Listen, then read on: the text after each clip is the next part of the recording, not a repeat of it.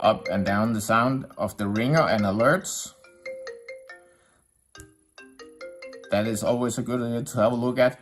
But the first section up here is the reduce loud sounds. Have a look at that. Maybe try to toggle it if you have it on or off. Maybe this is something that can disturb the things you are seeing on your device. So have a look at sounds. That is always a good idea. Then of course, on some, and especially some of the older devices, you have a button to click here where you can actually turn up and down the sound on your device. So as you can see up here, I'm pushing my buttons.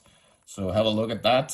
See if you are able to turn up or down your volume. But a lot of times you